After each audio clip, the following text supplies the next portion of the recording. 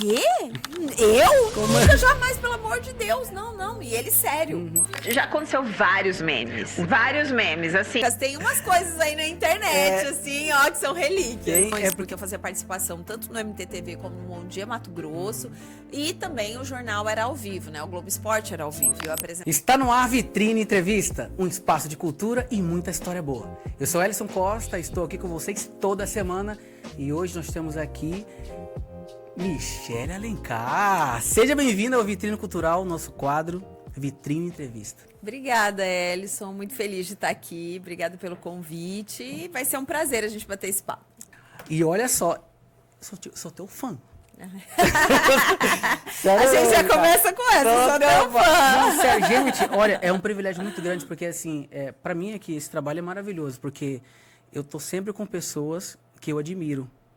E sabe que tem aprendi na vida, assim, né? Que o grande trunfo do ser humano é ser amigo de quem ele considerava, né, a figura de admiração. Então, quando você chega perto de ter uma relação de amizade com quem você considerava, né, aquela pessoa inalcançável e tal, isso é o grande trunfo do ser humano.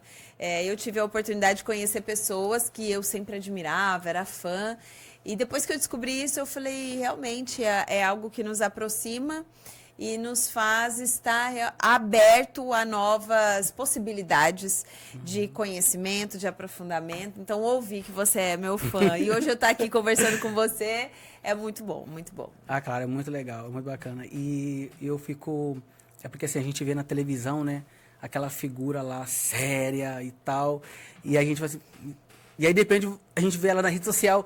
sorrindo, alegre, cantando.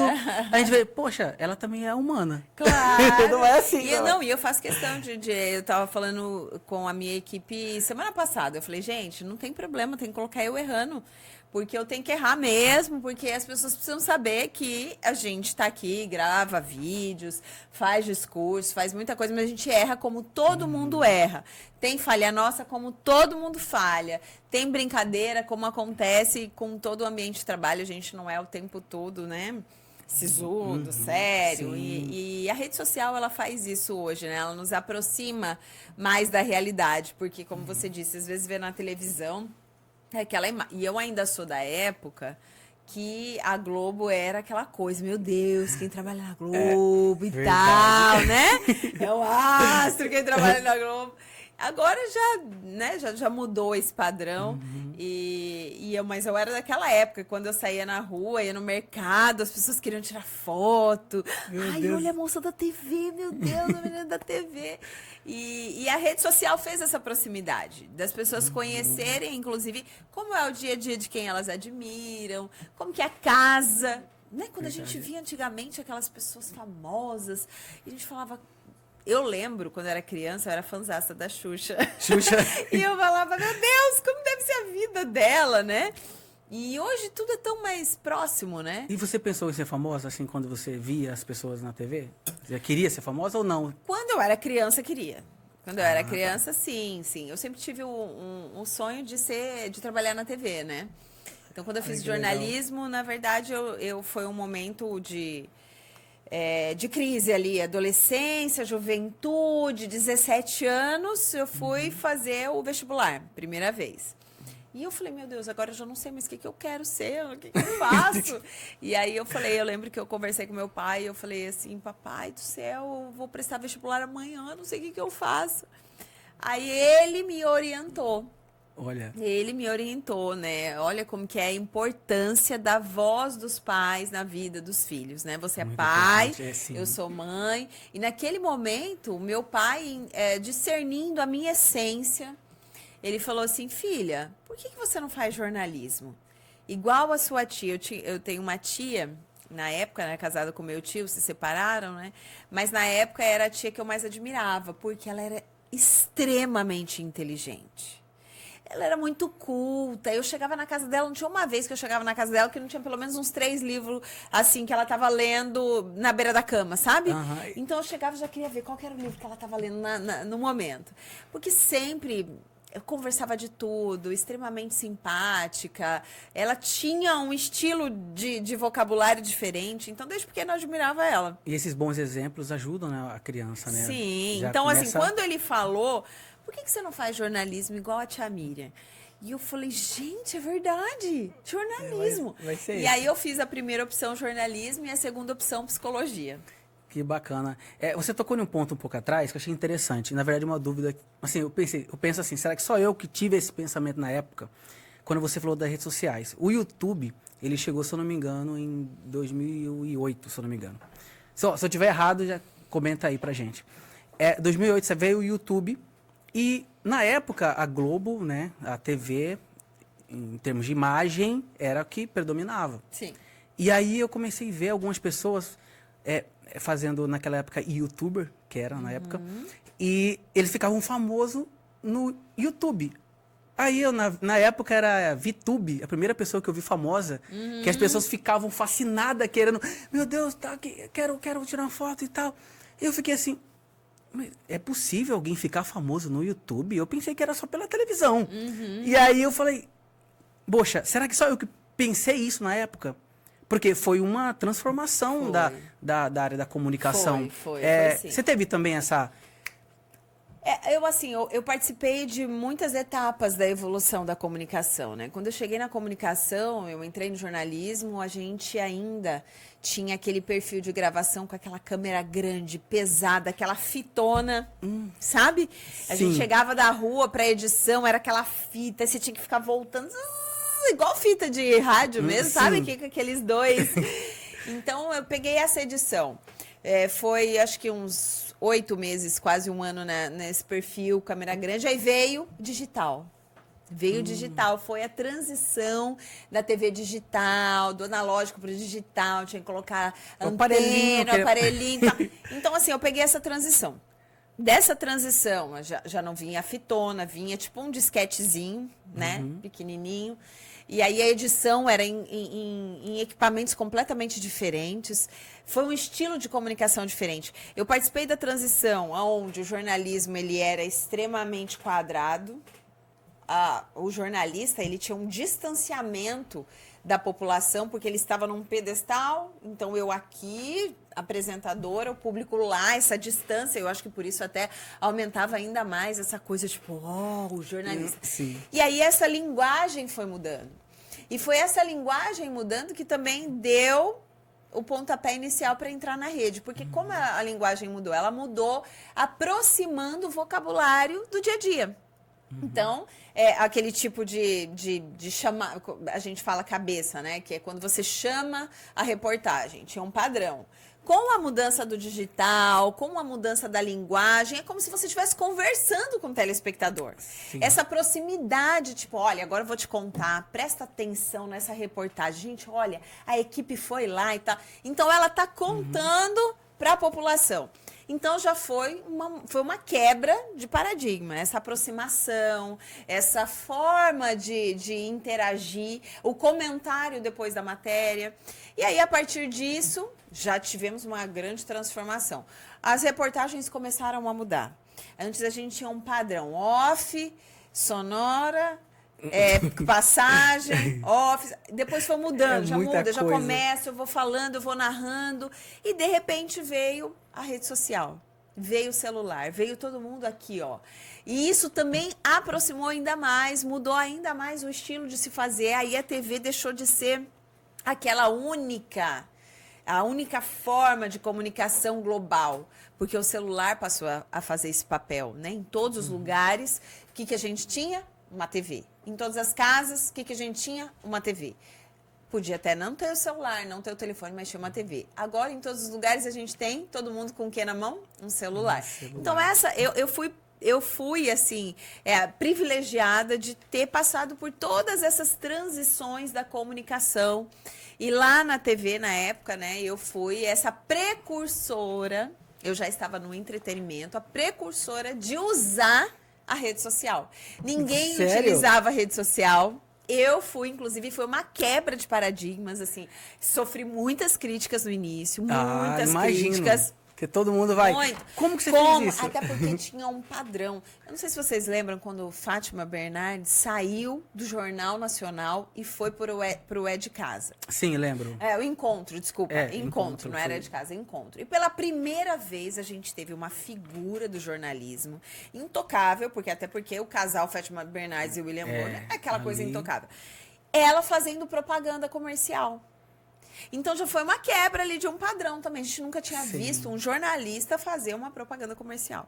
E aí abriu esse precedente que no entretenimento, mesmo dentro da TV Globo, poderia fazer comercial, merchan, né? Uhum. E eu comecei a usar a rede social para me comunicar, para falar de marcas, para aquela coisa da influenciadora, que eu nem era. Antes não tinha influenciadora, era tudo blogueira. Tudo blogueira. Não tinha essa palavra ou youtuber, né? Ou youtuber. E aí eu comecei a fazer no Instagram, né? Desbravar o Instagram, mostrar como eram as minhas reportagens, mostrar os bastidores das minhas reportagens, as fotos que não apareciam, os perrengues, as chuvas que a gente tomava, a lama que a gente passava, os perrengues que a gente vivia na hora que a câmera não estava ligada, mas o celular estava registrando. Então, assim, foram várias transições que eu participei dentro da comunicação. Eu acredito que isso tenha sido, sabe, essa base fundamental que eu precisei passar e formar para, inclusive, atuar na política hoje com essa proximidade também com o meu público. Porque hoje o meu Instagram ele serve como uma ferramenta de prestação de contas, onde eu mostro o meu dia a dia, onde eu mostro o que eu estou fazendo, onde eu mostro o que eu estou falando na tribuna, onde eu estou indo, com quem eu estou falando, de que assunto estou falando. Inclusive, esse podcast aqui vai estar na minha rede social, daquilo que a gente está conversando. Então, isso foi uma preparação da gente conseguir aproximar cada vez mais a população daquilo que nós fazemos, né? E eu tenho visto, né? O conteúdo, né, da vereadora bem legal, descontraído. Realmente conecta assim com as pessoas. E vê que realmente não é a jornalista séria, ou então a vereadora que está ali falando com coisas sérias, né? Tem a seriedade, obviamente. Sim. Tem que ter, né? A gente fala de coisas sérias, a política é algo sério, mas ela não precisa ser chato. Sim. Ela é sério, mas ela não precisa ser distante, né? Então, é um desafio também, poder aproximar mais e quebrar esse tabu de que política é um saco, de que não quero participar, porque... Não. E eu fico muito feliz que a gente tem essa possibilidade hoje de utilizar essa ferramenta para, inclusive, ser a principal ponte de comunicação com o cidadão. Então, no meu Instagram, as pessoas mandam mensagem, as pessoas reivindicam, as pessoas sugerem, as pessoas pedem. Ah, vereadora tem que vir aqui no meu bairro. Vereadora, vem aqui na escola da minha filha fazer uma fiscalização. Fica mais acessível, né? Sim, totalmente. Tá ali, eu totalmente. quero falar com a minha vereadora, que eu votei e eu vou lá. E é isso aí, vai lá. Então, aquela que eu não votei, mas eu vou mas fazer. eu quero, porque a partir de Sim. então, né, eleito é um representante. E assim, a gente tem a possibilidade hoje, porque quando eu entrei para a política, nunca tinha participado absolutamente nada, nenhum vínculo político. Entrei por um chamado divino mesmo. E eu ouvia muito na minha primeira campanha as pessoas falando, né? Ah, vereadora, vê se não vai sumir depois. Tem um monte de gente que passa aqui, pede voto e depois some. Então, essa ferramenta é uma possibilidade, já que todo mundo vai estar com o celular na mão, seguindo alguém, conversando com alguém, passando o conteúdo de alguém, essas pessoas também podem ver aqui que eu não sumi. E tem pessoas que somem ainda. Ainda não consegue. Não é o meu caso. Por isso eu utilizo essa como uma das ferramentas de proximidade e de comunicação com a população, né? Você comentou ali sobre a questão da... Você nem pensava em ser vereadora, né? Foi um chamado, veio uma coisa de dentro, assim. Sim. Não foi nem de dentro, foi de fora, foi de Deus foi pra de mim. Deus. Então, de Deus que eu digo assim, sentindo alguma coisa, quer dizer. Mas assim, me fala uma coisa. A gente começa a observar alguma coisa e fala assim, eu acho que eu consigo contribuir, é isso que vem? Que na verdade, assim, no meu caso, foi um caso muito específico, né? Eu estava ali 12 anos de TV Centro-América, Estava num momento muito bom da minha carreira, um momento consolidado, seguro, né? As pessoas, elas assim sempre gostaram do meu trabalho. Eu sempre tive essa conexão com o telespectador, eu sempre tive essa conexão com todo mundo que me assistia. Então estava num momento consolidado da minha profissão. E um certo dia, eu sou evangélica, eu estava num culto especial lá na minha igreja, veio um pastor de Campo Grande que me conhecia desde pequena. Terminou o culto, eu fui dar um abraço nele, ele é um paizão para mim, né? Ele se foi no Covid, infelizmente, mas era um grande paizão para mim. Fui abraçá-lo e ele fez assim, deu a mão, falou: filha, você tá pronta para ser vereadora de Cuiabá? Olha. Eu falei: o quê? Eu? Como Nunca, é? jamais, pelo amor de Deus. Não, não. E ele sério. E dependendo de quem fala, tem um nível de credibilidade, de seriedade e um nível não. Ele era um profeta, um homem de Deus. Nunca vi ele dar uma palavra que não tenha se cumprido. Então, quando ele falou aquilo pra mim, foi um choque. Porque eu conheço, né? Eu sabia que ele não iria falar aquilo, tipo, aleatório. Então, fiquei muito assustada, foi um pânico. Eu falei: de jeito nenhum. E a primeira coisa que eu falei foi: tira essa palavra de mim, porque eu não quero ser desobediente, não quero essa palavra aqui em mim, não, né? Não queria nem saber. E eu falei: deve ser pro meu marido, ele que gosta de política, eu odeio política, eu sou jornalista. Ele falou: é pra você. Pode pedir os sinais, é que Deus vai falar com você, porque o mesmo Deus que está falando comigo vai falar com você. Acalma o teu coração e tal. Enfim, aí começou um processo de eu realmente orar, pedir esse discernimento, entender se era isso que Deus queria pra mim. Aí ele tocar no meu coração. Porque até então não tinha tocado no meu coração, era só desespero, né? E aí isso entrar no meu coração e entender que, da mesma maneira que o jornalismo, por mim, sempre foi encarado como uma ferramenta de representatividade da dor, da história, da realidade das pessoas, a política poderia ser ainda maior, né? A política, ela poderia ser essa ferramenta de ponte, de condução, de ser essa mão estendida para quem precisa, né? Hoje, as pessoas precisam entender que a política não é algo que eu obrigatoriamente vou lá, tenho que votar porque a lei manda. Não, é uma grande oportunidade de você ter alguém que você admira falando por você. Sim. Você nunca manda alguém te representar se você não confia nessa pessoa. Né? Você vai falar para fulano ir buscar seu filho na escola se você não confiar nessa pessoa? Não, impossível. Não vai, né? Vai. Você vai pedir para alguém levar sua mãe no médico se você não confiar nessa pessoa? Eu não posso, eu tô viajando, pelo amor de Deus, minha mãe passou mal. Você vai ligar para quem? Para quem você confia. Sim, certeza. Então, a política é isso. Você precisa escolher quem você confia para fazer esse papel de representar a sua necessidade, a sua voz, a sua dor e pleitear uma resolução sobre determinado assunto, tema, né, e situação.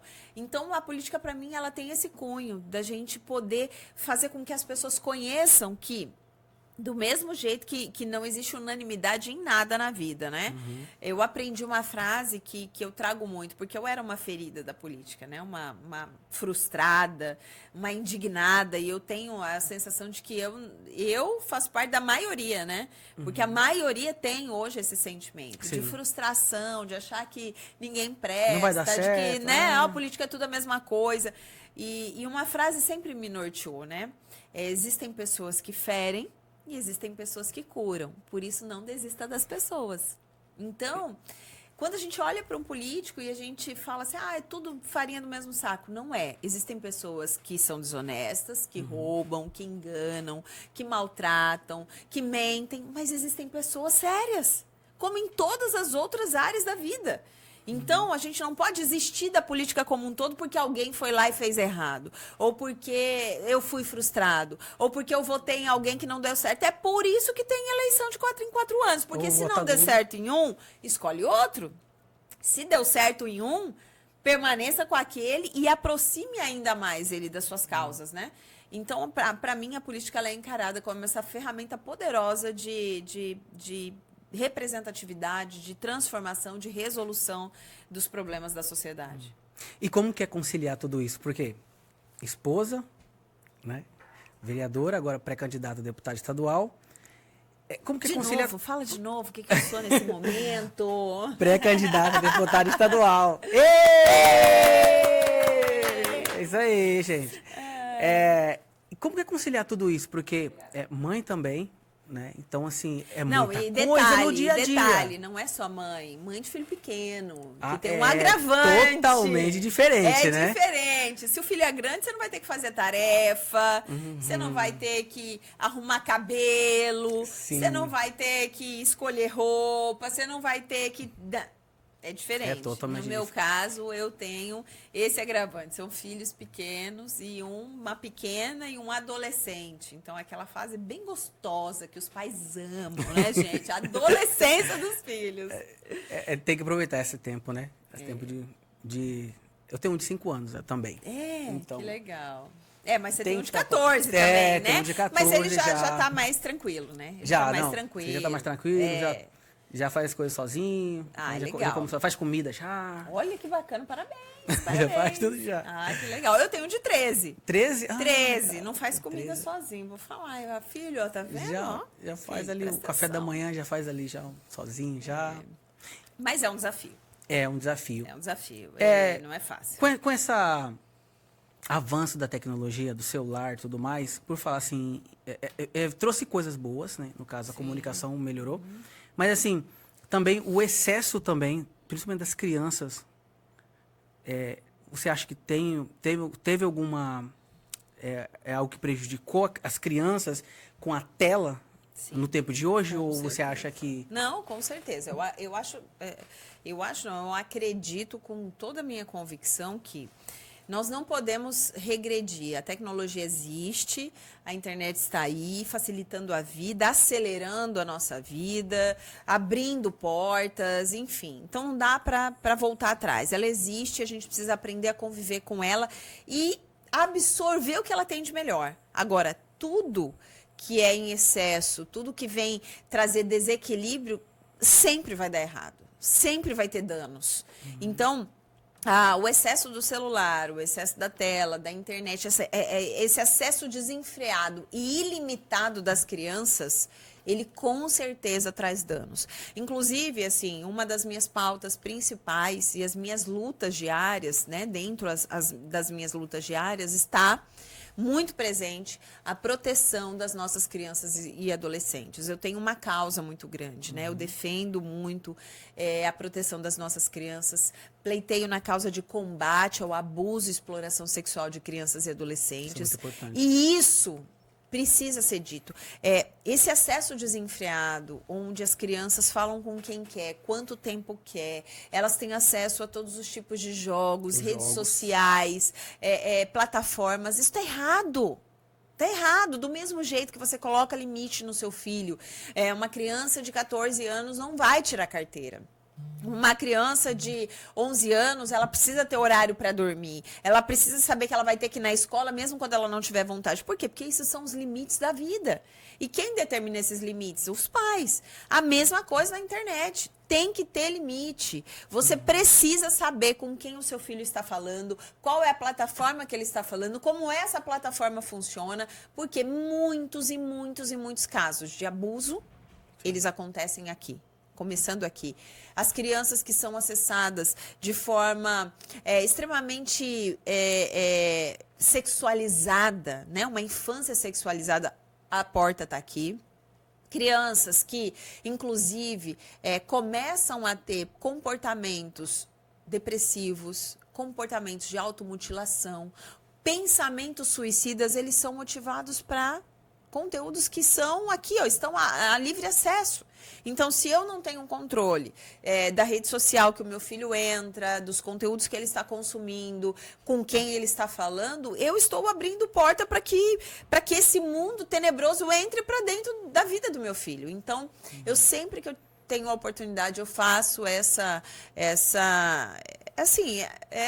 esclarecimento para os pais e esse apelo, essa palavra, esse apelo para os pais.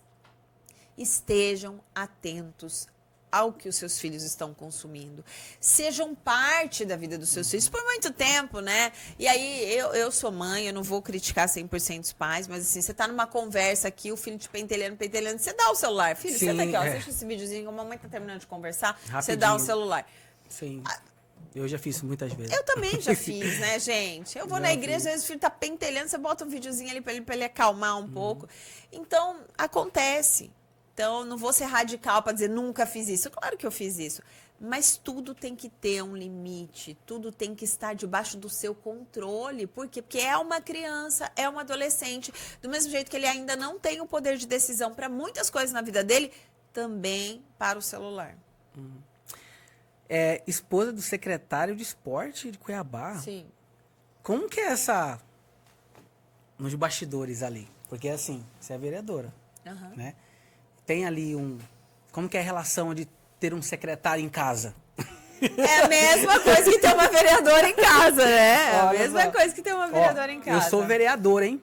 Rapaz. Me respeita. Eu fiscalizo o seu trabalho. Não vai ter esporte pra você hoje. Eu sou acostumada, né? Porque o Jefferson, ele é secretário atualmente da pasta em Cuiabá, mas ele foi secretário no estado. Então, antes de ser vereadora, ele já era secretário do estado, né? Cuidava dos 141 municípios. E, assim, a gente tem uma relação muito madura nesse sentido, sabe? Ele consegue colocar essa separação, esse limite entre a profissão dele é essa, a minha atuação é essa, e cada um respeita o quadrado do outro, né? Eu acho que a base de qualquer relacionamento, ela parte desse princípio do respeito e da admiração. Então, Jefferson é um secretário que não é só um secretário, ele é um técnico, ele é uma referência na área do esporte, ele é um treinador olímpico, a vida inteira dele foi dedicada à formação esportiva, é um professor universitário, ele é um professor de categorias de base, de alto rendimento, tem mestrado na área, tem especializações assim inúmeras, inclusive especialização feita pelo Comitê Olímpico Brasileiro, né? Então, assim, a gente pagou muitos preços altos para que hoje o currículo dele fosse um dos melhores currículos do estado e está entre os melhores do Brasil. Então, para a gestão que tem ele como secretário, é um grande ganho. E como eu disse, assim, essa base do respeito e admiração, ela é para nós fundamental. Então, ele como secretário, eu admiro, o respeito e entendo que ele é secretário de todos, né? Então, ele não é meu secretário, ele é secretário de Cuiabá. Então, ele serve a Cuiabá. Às vezes, eu quero que ele, né, me dê uns privilégios, mas não tenho. É muito, e eu acho que isso tem que ser muito maduro, né? É isso que fez a carreira dele ser uma carreira consolidada, não só no mundo esportivo, mas no mundo político. E a mesma coisa comigo. Então, ele respeita os meus posicionamentos, ele respeita a minha atuação, ele sabe que eu sou a política e que eu vou ter que sentar com muitas pessoas, eu vou ter que articular muitas coisas, eu vou estar em muitas reuniões, falando com muitos secretários. Então, cada um admira, respeita e apoia o outro, né? Ele deve ter ficado muito feliz, porque ele que gostava de política, né? Ele que gostava de política, sim. Mas ele me ensina bastante nessa área. Desculpa a falta de sequência das perguntas, é porque eu tenho umas curiosidades. Sim, de repente a sua curiosidade é de muita gente, hein, né? Você começou você é jornalista há 12 anos, né? Sim. Na área. 12 anos de atuação na TV, atuação né? Na TV. Mas eu sou jornalista... Já há muito tempo atrás, né? Então, eu tenho como foi a sua primeira vez ao vivo, assim? Queria saber se teve algum perrengue, alguma coisa legal que você passou, assim, a sua primeira vez na TV, como, por exemplo, no MTTV.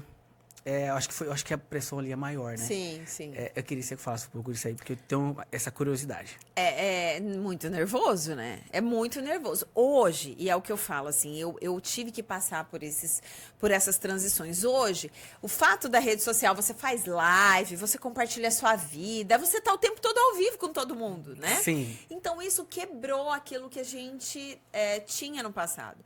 Porque antigamente, quando eu comecei, não tinha isso aqui, então era aquela pressão do ao vivo, aquela pressão de você entrar num link ao vivo, você não poder errar, e você também não ter nada para ler, do máximo você fazia algumas anotações, olhava no papelzinho e continuava falando aqui, ó, sem se perder, entendeu? Então você tinha que dominar o assunto que você estava falando, as informações tinham que estar claras na sua cabeça, você tinha que falar sem gaguejar, sem errar. Então, não só os links ao vivo, as participações, porque eu fazia participação tanto no MTTV como no Bom Dia Mato Grosso, e também o jornal era ao vivo, né? O Globo Esporte era ao vivo, e eu apresentava o Globo Esporte também. Então, fazia as participações ao vivo no MTTV, primeira edição, participação ao vivo nos bate-papos esportivos dentro do Bom Dia Mato Grosso, e apresentava tanto o Globo Esporte como o TVC Esporte. Tudo isso ao vivo.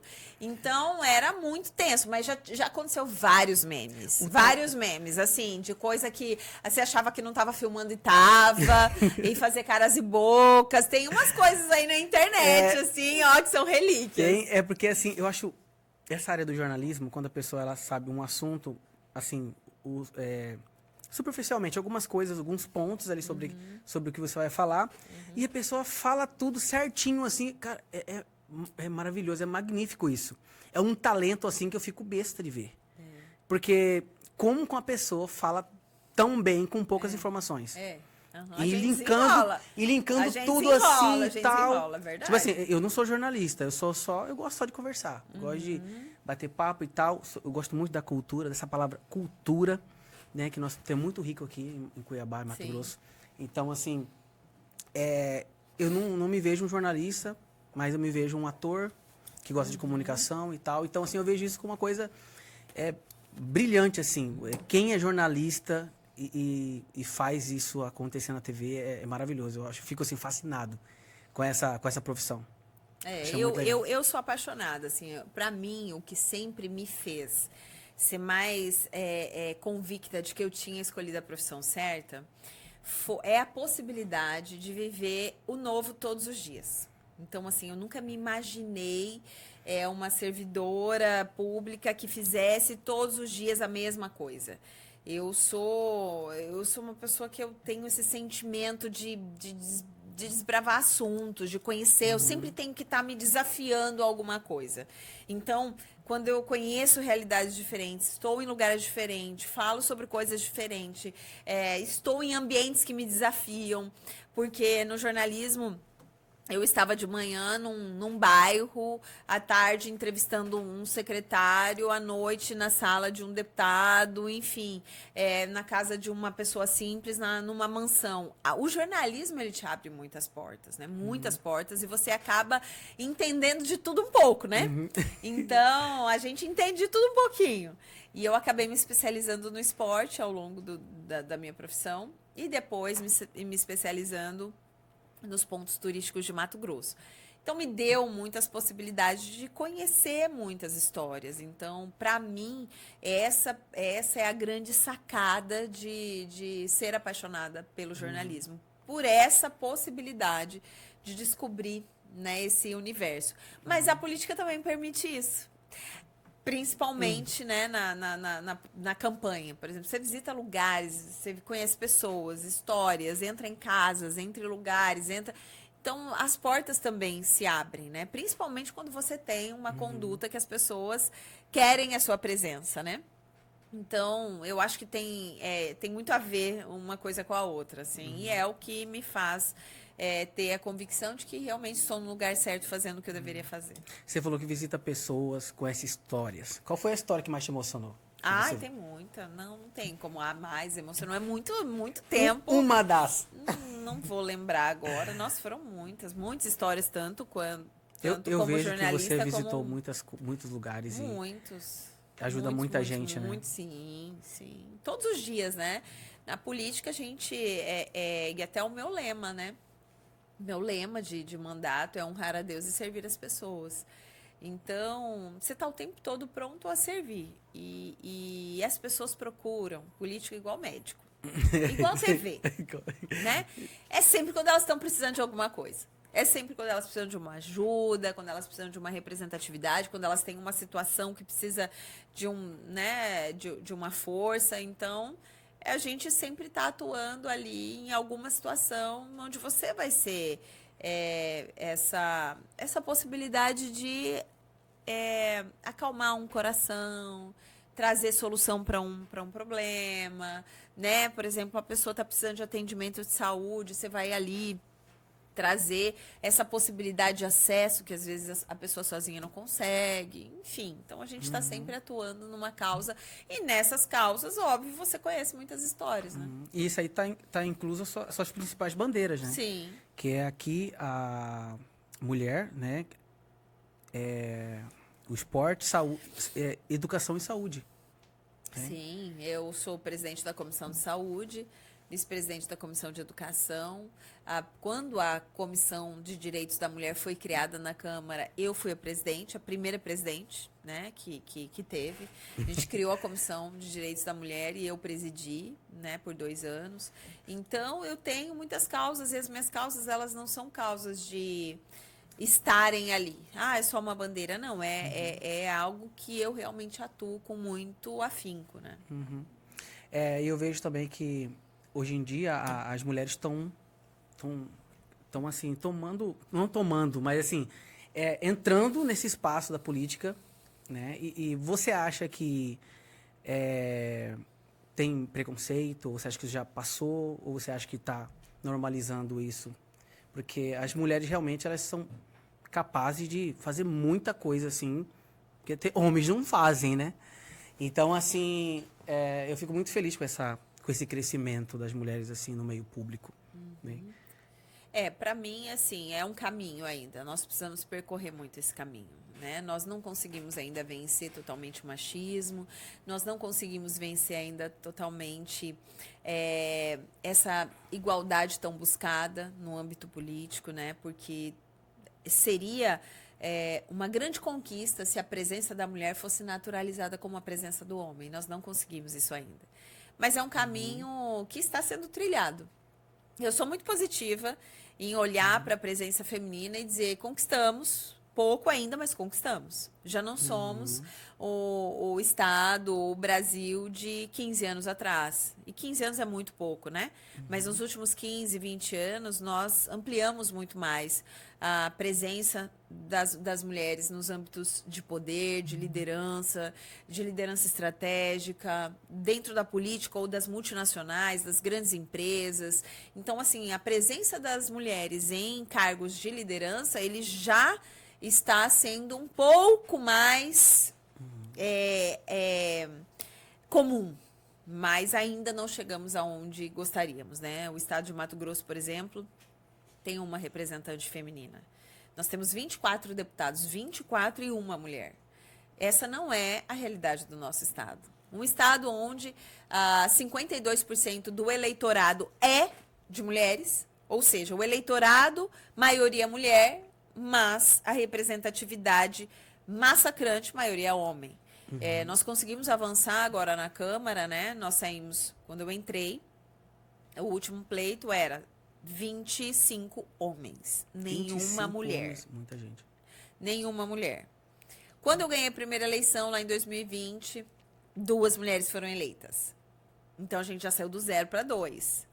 A atuação dessas 2 mulheres foi tão importante e teve uma representatividade tão marcante que no último pleito foram 8 eleitas. Já? Né? 8 eleitas. Fizemos a primeira mesa feminina 100%, né, feminina, mesa diretora 100% feminina da história. Então, assim, estamos caminhando. Ainda somos minoria? Somos, mas já estamos presentes, né? E você poderia ter tentado de novo a reeleição, né? Mas você decidiu ser pré-candidata a deputada estadual. Como é que foi essa... Porque aí teve um outro chamado. Sim. Um chamado que pode ter a minha lançado. primeira campanha, 2020. Reeleição, 2024. E aí, no meio do mandato, agora, tem as eleições estaduais e federais. Tanto para o legislativo, né, e presidência e o executivo estadual, que é o governo. Então, nesse intermédio, as pessoas, eu sempre disse que eu iria para um degrau a mais quando eu sentisse que as pessoas queriam isso de mim. Então, hoje eu saio na rua, muita gente pede, vereadora, você tem que ser prefeita, vereadora, você tem que... Na última eleição, as pessoas falaram, você tem que vir deputada, vereadora. Então, assim, eu senti essa adesão da população. E nós estamos aqui exatamente para que a gente possa ampliar nossa influência de hoje. Eu digo muito, eu dou muitos exemplos da saúde, porque hoje a regulação é estadual, por exemplo, né? Nós temos discussões que elas não podem ser feitas no âmbito municipal. Elas estão concentradas no âmbito estadual. E se eu quero trazer resultados, eu preciso estar nesse espaço, né? Então, é muito importante que a gente entenda que uma atuação política, ela tem essa capacidade de fortalecer a representatividade quando ela está no local certo. Então, tem coisas que não cabem a mim, cabem ao executivo, e a gente precisa respeitar isso. E tem coisas que não cabem ao vereador, cabem ao deputado, e a gente precisa respeitar isso. E é por isso que eu me coloquei como pré-candidata a deputada estadual, pela necessidade que hoje nós temos de representantes no Legislativo Estadual. E quem sabe futuramente aí, né, tem outros cargos aí. A gente vai pleiteando degrau por degrau, né? Bom passo de cada vez aí, ó. Temos que ter uma presidenta também. Presidente, presidenta. É isso aí. Me fala uma coisa, vamos falar um pouquinho sobre sua vinda para Cuiabá? Eu sou apaixonada por Cuiabá, né? Muito apaixonada por Cuiabá. Eu tive a oportunidade de voltar, quando eu estava na TV Centro-América, de voltar para Campo Grande e trabalhar na TV Morena, e eu não quis. Porque eu realmente me apaixonei por Cuiabá. Hoje eu tenho título de cidadã cuiabana, e mais do que o título de cidadã cuiabana, eu tenho coração cuiabano. Então, os meus filhos nasceram aqui, eu me casei aqui, a minha casa própria eu conquistei aqui, os meus sonhos principais, os sonhos de uma pessoa, né? Eu, desde criança, sonhava em casar, ter filhos e tal. Tudo, ter uma profissão consolidada, tudo aqui. E é por isso até que eu me coloquei como essa representante política para devolver a Cuiabá tudo aquilo que eu recebi dela, né? Então, eu já sou uma apaixonada. No começo não foi fácil, não foi fácil. Meu primeiro ano aqui eu pensava em voltar todos os dias, eu queria voltar para trás. Aqui é mais quente que lá? Bem mais. Bem mais quente, nossa, né? Ela é mais fresquinha. Bem mais. Lá, todo final de tarde, começa a cair a temperatura e você coloca até casaquinho à noite para sair. Aqui não, né? Gente, então realmente ela é cuiabana. Sim, certeza. Total. Se ela já foi para lá e voltou, ainda mais sendo quente ainda. Não, aqui é 40 graus na sombra. Eu nem quis voltar para lá. Eu tive as oportunidades e não quis, porque aqui é o meu lugar. Aqui, e o que você mais gosta aqui no estado? Assim, de fazer, assim, de passear, do interior do estado, por exemplo. Assim, o que você... Eu gosto de muitos lugares, eu gosto muito. Eu tive, assim, é um privilégio, né, de trabalhar na TV. E o EBEM Mato Grosso me abriu essas portas, que foi um projeto que eu estabeleci lá. Até então, o EBEM Mato Grosso, ele fazia mais matérias de Cururu, Siriri, Cuiabá, aquela coisa, Cuiabá, Várzea Grande, Cuiabá. E quando eu fui para o programa, nós lançamos o projeto Rotas Naturais, que é percorrer o estado com o olhar de quem é de fora, mostrando o que a gente tem de melhor no turismo e nas belezas naturais. Então, conheci muitos municípios, conheci o quanto Mato Grosso é rico em belezas naturais, falta realmente essa estrutura para o turismo, né, de Mato Grosso, mas é muito lindo. Campo Novo do Parecis, Jaciara, Nobres, que é mais conhecido, né, Chapada mais conhecido, unanimidade, mas Araguaia, enfim, muita coisa. A gente percorreu o estado, aí o Pantanal, Cáceres, Poconé, Porto Jofre, enfim, as regiões, basicamente, né, que dividem, porque em Mato Grosso nós temos os 4 biomas, né? Então, esses 4 biomas, eles estão dentro de um estado só. Um estado só tão rico que a gente abarca... culturas do Brasil inteiro estão inseridas aqui, bem demarcadas, né?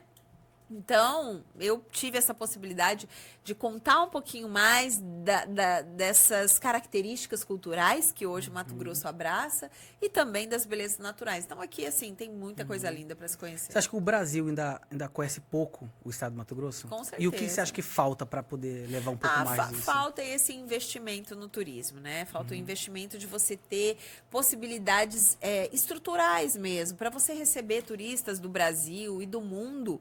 Você precisa ter estrutura em hotelaria, estrutura de acesso aos pontos turísticos, né? A gente tem uma falha aí.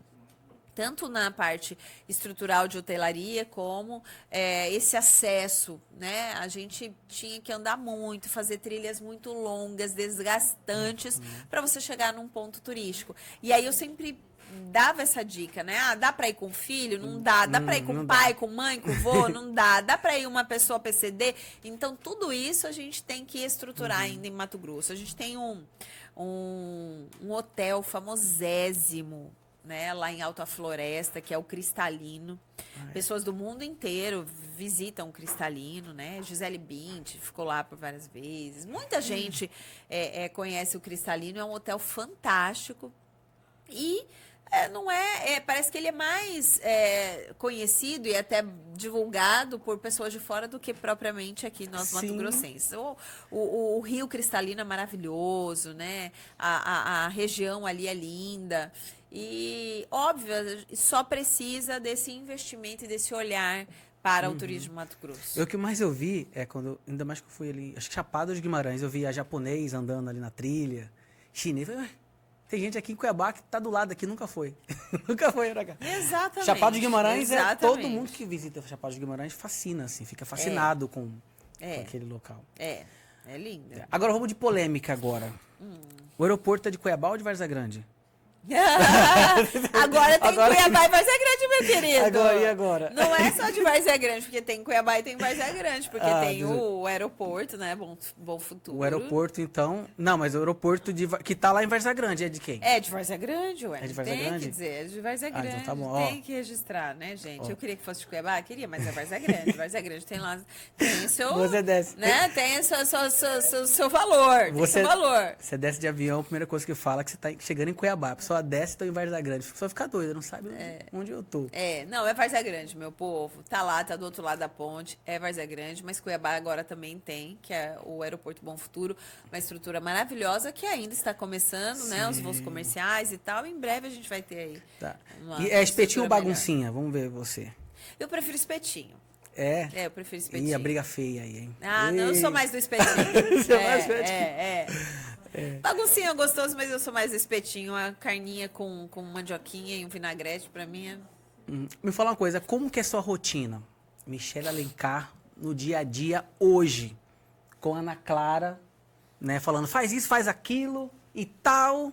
Como que é essa correria? Porque a sua agenda é lotada, né? Não tem como brincar com a sua agenda, não. Eu deixo a Ana Clara e Marcos mandar pouco em mim, viu? Eu mando mais neles do que eles em mim. Não é qualquer um que manda em mim, não. Eu deixo eles mandarem em mim. Eles adoram mandar em mim. Porque eles têm uma sensação de falar assim, agora eu vou te devolver, vereador. Você vai fazer isso que eu tô mandando. Aí eu obedeço, né? Mas no geral eu que mando neles. Então... Como que é essa correria toda? Não, é muito. Eu sempre trabalhei muito. Eu trabalho desde os meus 10 anos. Então, minha vida, ela é basicamente pautada no trabalho. Então, trabalho o dia inteiro, como todo mundo. Trabalho o dia inteiro, trabalho de manhã, de tarde, de noite, né? A gente tem muita agenda à noite. Nós temos os projetos Escola da Comunidade, que são sempre à noite. Nós temos as agendas de entrevista à noite. A gente tem as visitas à noite. Então, assim, eu sempre estou fazendo alguma coisa. E aí eu me divido, porque eu ainda busco criança na escola, né? As crianças fazem as escolinhas. Minha filha faz vôlei, faz balé. Miguel faz futsal, faz futebol. Então, a gente se divide, se vira nos 30. Ai, é uma loucura. É uma loucura pra buscar criança. Todo dia eu mando, quem vai buscar? E eu falei já pro meu marido, vamos arrumar alguém para buscar essas criança, porque eu fico louca. E ele fala, não, mas a gente tem que buscar, pelo menos a gente tem que buscar. Então, assim, a gente se vira, mas é uma rotina bem doidona, assim, bem tensa. Bem intensa, bem intensa. Bacana, né? Então, olha, já estamos quase finalizando. Sim, tô vendo aqui, ó. Já foi quase uma hora. Já estamos quase finalizando já. E eu queria que você falasse sobre os seus projetos, né, como pré-candidata a deputada estadual, já é mudando, federal. Ainda não, gente. Estadual. Ainda não, gente. Não confunda. Não confunda, esse vai ser no próximo, daqui 4 anos. Seus projetos, tá? Como deputada, ou pessoais também, que você queira falar, fique à vontade. Como deputada, né, o projeto é fazer com que Mato Grosso tenha uma voz ativa, uma voz pronta para realmente representar o nosso estado e as nossas causas. Eu acredito muito que é possível, sim, nós mostrarmos a todo cidadão que nós temos uma política que ainda zela pelos princípios e valores e honestidade acima de tudo, e alguém disposto a trabalhar, alguém disposto a realmente carregar aquilo que o coração do cidadão espera do seu representante político, né? Eu tenho essa missão de servir, a missão de ter um compromisso firmado, e não só no discurso, mas na prática, né? Então eu tenho mostrado isso desde sempre. Eu não vim me aventurar na política, eu vim por uma missão de entender qual é o meu papel aqui. O meu papel aqui, eu sou apenas um instrumento, sabe? Eu costumo dizer para minha equipe, eu sou só o jumentinho, sabe? Jesus entrou ali, ele é o grande rei, eu sou só o jumentinho, eu sou o instrumento. As pessoas é que precisam ser valorizadas, as pessoas é que precisam ter voz, eu sou só um instrumento. E nesse instrumento, ele precisa ser um instrumento que funcione. Porque se você tem um microfone que não funciona, ele não presta. Se você tem um celular que não funciona, ele não presta. Então, o instrumento, para ele prestar, ele tem que ter compromisso com a causa. E eu entendo que, até aqui, isso é uma chama que queima no meu coração. É ter compromisso com aquilo que Deus confiou nas minhas mãos, né? É ser essa voz da população, essa representante atuante, essa representante interessada e entender de que forma pode servir ao Estado e não se intimidar com coisa nenhuma, né? Não tenho, não é característica minha. Eu realmente sou uma pessoa pronta, né, para servir e principalmente para fazer o enfrentamento necessário que for. É o versículo que me norteia: seja forte e corajoso, não temas, porque Deus é comigo. Então, nessa caminhada a gente precisa ser forte para resistir, tem que ser corajoso para enfrentar alguns embates. Não temer, se a gente realmente tem a convicção de que aquilo é o certo, não temer retaliação. E tem sido assim como vereadora, e é o meu projeto que seja assim como representante estadual. O Estado precisa, o Estado merece ter mais mulheres na política, não só pelo gênero. Não é só pelo gênero. Eu sempre digo que não se trata apenas de mulheres, se trata de mulheres convictas a desempenhar o melhor trabalho pelo Estado. Sim. Desempenhar melhor posicionamento, porque não adianta também a gente ter mulher aqui que não é comprometida com essa missão de servir ao Estado, de representar com honestidade, e daí depois só faz vergonha, né? Então, hoje nós temos uma bela representante, está saindo ao Senado, e eu acredito que ela abre portas para muitas outras, né? E cada um no seu perfil, fazendo o seu melhor, e quem ganha é a população. Então, meu projeto hoje é como pré-candidata ao Estado de Mato Grosso. Tenho um mandato de vereador, então não posso abrir mão, é mais desafiador ainda. Sim. Porque eu não posso dar prioridade à campanha se eu estou no mandato de vereador, então é me desdobrando, servindo os dois. Hoje foi dia de 2 sessões, sessão ordinária, sessão extraordinária, estive nas duas, votando, apresentando, discutindo os projetos, e assim a gente segue entregando melhor. E você vê que isso é uma profecia que está se cumprindo, né? Sim, sim. Teve um momento que você... eu queria que você me dissesse aquele momento em que você viu que aquela profecia que você tinha recebido estava se cumprindo. Você... Agora eu vou, porque eu fui tocada. Eu pedi muitos sinais, né? Eu pedi sinais, orei... Orei, fiz jejum, falei: Deus, me mostra se realmente é isso que o Senhor quer. E eu comecei a falar: olha, se isso acontecer, eu vou entender que é. Se isso aconteceu, aí eu fui fazendo várias provas com Deus para que Deus me desse essa convicção que seria necessário para esse enfrentamento, a convicção de que era isso realmente que Ele tem para mim, que é esse chamado que Ele quer que eu realmente enfrente, que é essa missão que Ele quer que eu sirva. Então, foi nessas orações e as confirmações, pedindo as provas, que eu tive certeza que era aquilo que eu tinha que fazer, e aí eu segui a campanha com essa convicção. E pelo que eu vejo, com as pessoas, essa energia das pessoas, por onde você passa, você sente também muito. Sim, com certeza, assim. Deus, ele vai sinalizando o projeto dele, né? Ele te levanta, e nada com Deus é no individual, tá? Ele começa no individual, mas o impacto sempre é coletivo. Então, Deus não vai levantar uma pessoa para ser líder de si mesma. Ela lidera você para estar pronta a liderar os outros. Então, eu nunca chegaria a 2 passos adiante se eu não tivesse pessoas ao meu lado, uma equipe ao meu lado, pessoas que confiassem no meu trabalho, que me ajudassem a construir isso todos os dias, todos os dias. Então, tem uma equipe de gabinete muito maravilhosa, pessoas, assessores, assim, dedicados, profissionais, inteiros, e que realmente fazem um trabalho com essa visão que eu tenho. E eu acredito que esse é o papel da liderança, é você transmitir a quem está do seu lado um pouco do teu coração. Aquilo que eu carrego, eles também carregam, porque a gente consegue fazer essa partilha do dia a dia, da visão, né? Então, hoje eu tenho uma equipe maravilhosa e a cada dia eu peço a Deus, né? Senhor, levante aquelas pessoas que estarão conosco nesse projeto. Vai abrindo os olhos, me permita novas conexões e isso tem acontecido. Isso mostra muito que não é uma questão só de matéria, né? Só do que a gente vê, mas é espiritual também, né? Totalmente. Tudo começa no espiritual. E aí o reflexo vem para o natural, né? Mas na minha vida tudo é muito espiritual. Muito, muito, muito, muito, muito. Tanto que, assim, é um desafio enorme para mim ser candidata a deputada estadual, porque eu não tenho a estrutura que os demais candidatos têm. Eu não tenho sabe assim, esse caminho como os outros candidatos têm. Eu sou uma pré-candidata apenas. E na pré-candidatura, você vai analisando, né? Sim. As bases, você vai analisando, porque a pré-candidatura é onde você começa a conhecer o território para depois você vir, depois da sua candidatura homologada na convenção, você é candidato, você tem seu número, aí você vai pedir voto. Nesse momento, é o conhecimento do território, é aproximar das pessoas, aproximar de quem você acha que pode estar contigo, e eu me assustei um pouco, né? Vendo a estrutura de outros candidatos, eu coloquei em xeque, né? Eu falei, Deus, é isso mesmo que o Senhor tem para mim? É esse o momento que o Senhor quer que eu enfrente esse desafio? E porque eu olhei para a minha realidade, né? Minha realidade natural eu não tenho essas condições. E Deus me deu um versículo ali em Isaías 41:20, que diz, para que todos saibam, vejam e juntamente reconheçam que foi a mão do Senhor que fez. Então, eu tenho certeza que não só essa campanha, mas essa trajetória rumo a uma representatividade estadual, ela virá com o apoio da mão de Deus. E todos saberão que não é na minha força, não é na força do meu braço, não é no meu conhecimento humano, não é na minha simpatia ou nada mais. É porque Deus realmente está comigo e Ele se encarregará de abrir as portas.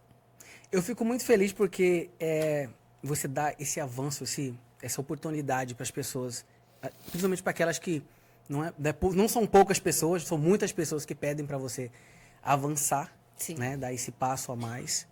Então, pode ter certeza que se você sentir no seu coração, vai dar certo. Amém, eu creio. Eu falo muito para a equipe, Deus nunca nos mostra algo que Ele não tenha o poder de nos entregar. Então, é a mesma coisa, aqui eu vi essa capivarinha, né, minha filha ama capivara, né, é a mesma coisa que eu chegar lá, eu sei que ela ama capivara, ela tá doida por mim, eu falo, filha, olha aqui, ó, essa capivara, ai, mamãe, eu quero, não, mas não vou te dar. Ah, mamãe, eu quero, mas não vou te dar. Então, por que eu mostrei? Quando o pai mostra e fala, olha, filha, que linda, tá? Porque ele quer dar. Então, se Deus nos permitiu ter a visão de algo, é porque Ele está pronto a nos confiar essa visão. Então, eu creio muito, se Deus colocou isso no coração das pessoas, se Deus colocou isso no meu coração, no coração da minha equipe, a gente vai conquistar junto. Gente, recebemos aqui ela, Michelle Alencar. Vamos pra ela, gente! Vamos fazer festa aqui! E a gente preocupado aqui com o celular que é tocar, né? Você viu? Sinta-se em casa, venha pro Vitrine quando quiser, pra gente bater um papo. Se faltou alguma coisa aqui, desculpe que eu nem olhei aqui, Tô falando de tudo. Olha, foi maravilhoso. Eu começo a viajar aqui, aí eu já... Olha, eu quero perguntar aquilo, outro, eu quero perguntar aquilo, outro. E aqui é um bate-papo em casa mesmo, tá? Vitrine Cultural, é isso aí. Eu queria muito que você viesse pra cá, né? Agenda lotada, difícil de chegar, mas ainda bem que deu certo. Mas deu certo. Ó, gente, eu conheci ela agora aqui no programa. tô muito feliz, Michele, por você estar Ai, aqui. que bom. Tá bom? Venha quando quiser. Já venha como deputada já, pra gente já... Amém. Já vem pra nós falar logo já de como deputada. Vamos lá. Quando eu for candidata, Ah, de verdade, homologada na convenção, e eu puder pedir voto, eu quero voltar aqui. Não, com certeza. Porque eu não posso pedir voto pra ninguém, né, gente? Não, Senão, não pode. Deus me livre. TRE pode ir lá me Não. bloquear. Mas quando eu puder pedir voto, eu quero vir aqui, olhar no olho de todo mundo que vai estar assistindo a gente e fazer aquele pedido maravilhoso. Aí sim. Ó, só falamos da candidatura, porque, né, que é pré-candidata, porque eu falei, né? Se eu fosse isso. Muito obrigado por ter vindo. Adorei esse bate-papo e seja bem-vinda. Fica à vontade, fala com o seu público aí, da gente finalizar. Obrigada, Ellison. Obrigada a toda a equipe aqui, né? Tem uma equipe aqui Sim. fazendo tudo isso acontecer. Quero deixar um beijo especial também para minha equipe, que está sempre aí ao meu lado, me acompanhando. A todos aqueles que são os meus apoiadores, aqueles que sonham comigo, projetam comigo e fazem acontecer no dia a dia, seja dentro ou fora do meu gabinete, seja fazendo parte diretamente ou não da minha equipe. Quero deixar um beijo a todos vocês e dizer que vocês podem contar comigo sempre. Nós estamos num projeto genuíno, algo que Deus nos confiou, e nós viveremos cada etapa, cada processo desse grande projeto juntos e celebraremos o melhor, porque Deus tem uma promessa. Ele não tem prazer naqueles que retrocedem.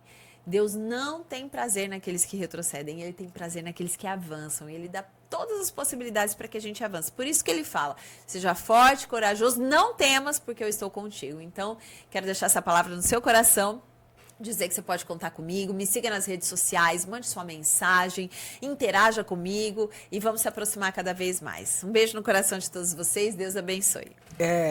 Tem a honra de finalizar o programa, como é que você finalizaria na TV? Ai, mas aqui na TV, meu Deus do céu! Que sonho! Qual que é o próximo programa? Eu chamo o que o próximo?